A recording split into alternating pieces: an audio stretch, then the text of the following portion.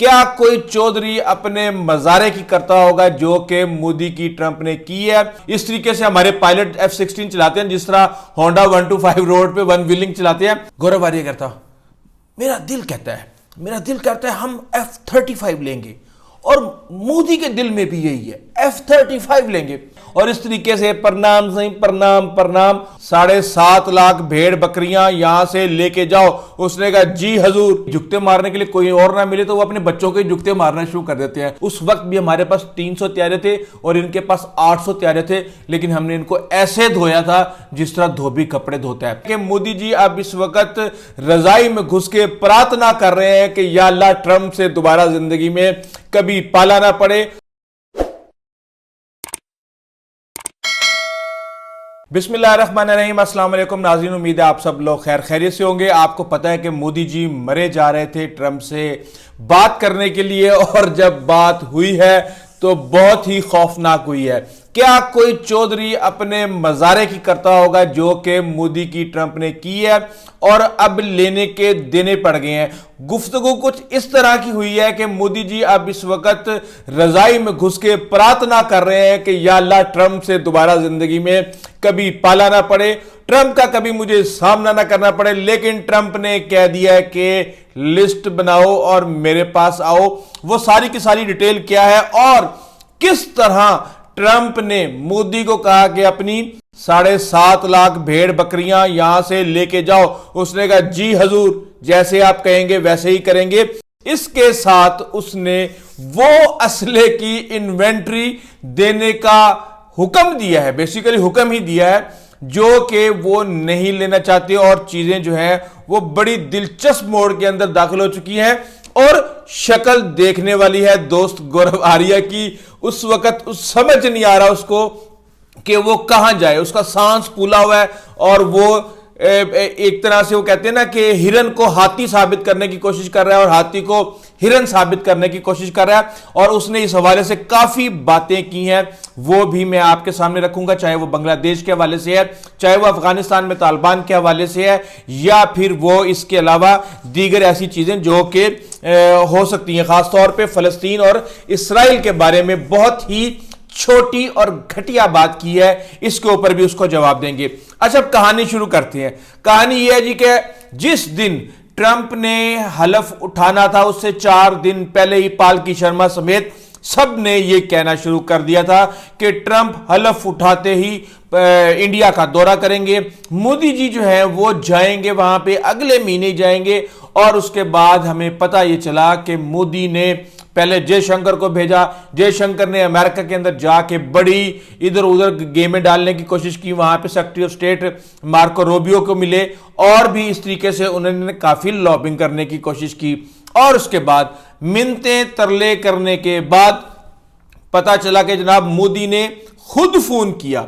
Trump को जब phone किया तो उन्होंने कहा हाँ भाई मोदी बताओ क्या मसला है तुम्हारा, क्यों तुम मरे जा रहे हो। और उसके बाद जो है वो उसने कहा कि तुम बंदे दे पुत्र बन जाओ, तुसी जिहड़ा ट्रेड डेफिसिट कर रहे हो, तुसी डील जिहड़ी है वो इक्वली करो। और उसने कहा, उसने लिस्ट पकड़ाई मोदी को कि ये असला तुमने हमसे खरीदना है, अपनी लिस्ट बनाओ और फरवरी में मेरे दरबार में हाजिरी दो, मैं तुम्हें बताऊंगा कि तुमने क्या खरीदना है। इससे ज्यादा बुरी, देखिए हमने भी काम किया है उनके साथ, सारी दुनिया ने किया, हम चाइना के साथ भी कर रहे हैं। हम तो खुद जाके कहते हैं कि भाई हमें ये टेक्नोलॉजी दे दो, ये टेक्नोलॉजी दे दो। लेकिन इंडिया का मसला ये है, अमेरिका का खास तौर पे, कि वो भाई टेक्नोलॉजी नहीं देता, वो सिर्फ और सिर्फ हथियार बेचता है। अगर उसने टेक्नोलॉजी दे दी पूरी दुनिया को तो उसके बाद फिर वो खुद क्या बेचेगा। ट्रंप इस वक्त कैंपेन के ऊपर है कि वो असला बेचे। आपको पता है अमेरिका ने सारी जिंदगी असला बेचा, जंगें करवाई हैं और सारा कुछ करके उनकी जो वेपन्स और डिफेंस की इंडस्ट्री है वो उनकी बैकबोन है। अच्छा, अब उसके बाद ट्रंप अगली गेम डालता है। अब ये इसमें ना बड़ी दिलचस्प गेम है। जब मैं आपके पास इन्वेंट्री के ऊपर आऊंगा तो आप हैरान रह जाएंगे कि इनके साथ होने वाली क्या है। अच्छा जी, ट्रंप साहब कहते हैं कि भाई वो अपनी भेड़ बकरियां ले जाओ यहां से। और उसने कहा जी हजूर, पहले ही यहां पे करोड़ों अरबों भेड़ बकरियां हैं, 7.5 लाख भेड़ बकरियां हमारा क्या बिगाड़ सकती हैं। जैसे आप हुक्म करेंगे हम जनाब यहां पे हाजिर हैं, हम सबको लाद के जहाजों में वापस ले आएंगे। और हामी भर ली कि ठीक है। आपको पता है कोलंबिया ने क्या किया? कोलंबिया ने एक तो टैक्स लगाया, उसने डबल टैक्स लगा दिया अमेरिका के ऊपर। मैक्सिको ने जहाज नहीं उतरने दिए अपने एयरपोर्ट पे, उसने कहा तू अपने कोल ही रख, हम देखेंगे कि हमने किन शराइत के ऊपर जो है बाइज्जत तरीके से ये करना है। लेकिन यहां जाहिर सी बात है फिर या इनके साथ तो फिर यही होना था। ये बेसिकली डींगे मारते हैं, डींगे मार मार के ये पाकिस्तान इनके लिए एक अफीम की गोली है। ये जब तक अपनी कौम को रात को चटवाते नहीं है उनको नींद नहीं आती। और अब मैं आपको बताऊं कि इनके साथ हो क्या रही है। देखें हमारे पास तो माशाल्लाह JF-17 है, F-16 तो हमने बना के पुराना इस तरीके से हमारे पायलट F-16 चलाते हैं जिस तरह होंडा 125 रोड पे वन व्हीलिंग चलाते हैं। हम तो उसके इतने ट्रेंड हो चुके हैं और हमें पता है कि हमने उसको किस तरह डॉज देना है और किस तरह उसके साथ गेम करनी है। हमारे पास J-10 है, J-35 की हमारी डील हो चुकी है, 5th जनरेशन सेकेंड उसका ब्लॉक, उसके साथ खान तुर्की के साथ फैक्ट्रियां लगा रहे हैं पाकिस्तान के अंदर। और ये क्या कर रहे हैं, इनका तेजा का इंजन ही नहीं आ रहा और आज वो बैठा कसूर निकाल रहा। नहीं नहीं, हो सकता है कि इसमें अमेरिका का कसूर ना हो, ये इंजन्स जो डिले हो रहे हैं पता नहीं क्यों हो रहे हैं, लेकिन भाई बगैर इंजन के खोखे तुम जो है अपने पास ही रखो, वो नहीं चलने वाले। और अब मैं आपको बड़ी बात बता दूं, हमारे पास F-16 रहा है, आपको पता है हमने तो उस वक्त अफगान वार के दौर में इनसे खरीदे थे। इन्होंने अमेरिकन ने अब उसको मॉडिफाई किया, उसको मॉडिफाई करके उसको F-21 बना दिया। और अब यह कहा जा रहा है कि आप 114 तैयारे हमसे खरीदें, $20 बिलियन की डील करें, वरना जो है मामला खराब है। अच्छा, अब गौरव आर्य कहता मेरा दिल कहता है हम F-35 लेंगे, और मोदी के दिल में भी यही है, F-35 लेंगे। भाई F-35 वो नहीं देंगे आपको, आप बेफिक्र रहे। F-35 उन्होंने इसराइल को दिए हुए या UAE के साथ उन्होंने कॉन्ट्रैक्ट किया था, लेकिन उनको अभी तक डिलीवर नहीं हुए। और दुनिया में बहुत कम ममालिक है जिनको F-35 दिए गए हैं। ये शायद कंबाइन प्रोडक्शन के अंदर यूके के पास है और एक आधे कंट्री के पास है, इनको नहीं मिलने वाला। और इनके साथ अब होनी ये है कि आप ये देखेंगे कोई मुल्क कहता है इस तरह, हमारा चाइना के साथ इतना ट्रेड है, हमारा दीगर के साथ इतना ट्रेड है कि तुम इन्वेंट्री लिस्ट बनाओ और हर हाल में हमारे से ये शॉपिंग करो, और शॉपिंग भी वो जो हम कहेंगे। इतनी बुरी मैंने आज तक कभी किसी के साथ नहीं होती हुई देखी, लेकिन इनके साथ जो है वो हो रही है। अच्छा, अब ये मजे की बात बताऊं आपको, मीडिया वालों के बारे में बात कर रहा था। एक तो कहता जी पाकिस्तान का मीडिया बिल्कुल जाहिल है और वहां पे पढ़े लिखे लोग बहुत कम हैं, और जो पढ़े लिखे हैं वो बिकाऊ हैं, वो अपने आप को बेच चुके हैं, उनकी कोई क्रेडिबिलिटी नहीं है।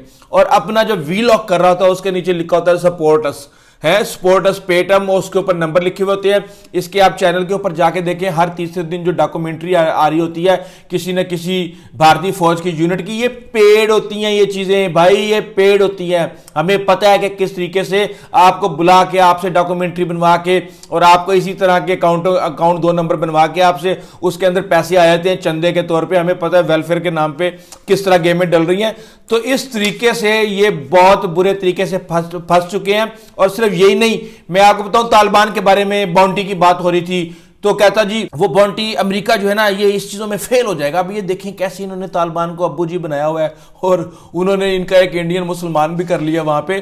तो बात कहता है ये ऐसे नहीं चलेंगे, और कहता है ये पाकिस्तानी इसलिए खुश हो रहे हैं क्योंकि ये खुद तो कुछ कर नहीं सकते, अब अमेरिका कुछ कर रहा है तो तालियां बजा रहे हैं। यार आप ये देखें कि कुछ लोग ऐसे होते हैं वो अपनी जुबान दराजी से ही जीत जाते हैं। जिंदगी में याद रखिएगा कि जो जितना ज्यादा जुबान दराज होगा उससे सिर्फ आप जुबान दराजी का काम तो ले सकते हैं, लेकिन वो कोई और काम नहीं कर सकता। अब पूरी दुनिया को पता है कि अफगानिस्तान के अंदर पाकिस्तान का क्या किरदार है, पाकिस्तान ने कैसे मुजाहिद बनाए और उसके बाद रशिया को वहां से भगाया, और पाकिस्तान ने कैसे तालिबान बनाए और उसके बाद मुजाहिदीन से वो हुकूमत ली, और उसके बाद अमेरिका कैसे अभी तक अपने जख्म चाट रहा है कि भाई तुमने हमारे साथ डबल गेम की, तुम्हें जिस तरह हमें सपोर्ट करना चाहिए था तुमने उस तरह सपोर्ट नहीं किया। और ये अपनी अलग ही तारीख और हिस्ट्री लिखी जा रहा है, चले इसको लिखने दें। बेसिकली ये अपनी आवाम को जिस तरीके से ये बेवकूफ़ बना रहा है। मुझे तो ऐसे लगता है कि इस तरह के लोग अक्सर मैंने देखे हैं, उनको कोई बातें करने के लिए, जुगते मारने के लिए कोई और ना मिले तो वो अपने बच्चों के जुगते मारना शुरू कर देते हैं। तो अब इसकी मजबूरी है, इसने ये काम करना है, पढ़ना इसने है नहीं, कंटेंट इसके पास है नहीं। बहरहाल अब आपको आगे बता दूं, बड़ी छोटी बात की इसने इसराइल की बात कर रहा था कि वो 4 लड़कियां रिलीज की, उसके बदले में 200 फलस्तीनी जो है रिलीज किए। तो कहता इससे ना इसकी नफरत समझ आती है मुसलमानों के खिलाफ कि कहता इसराइलियों की औकात इतनी थी ना, एक इसराइली 50 फलस्तीनियों के बराबर है।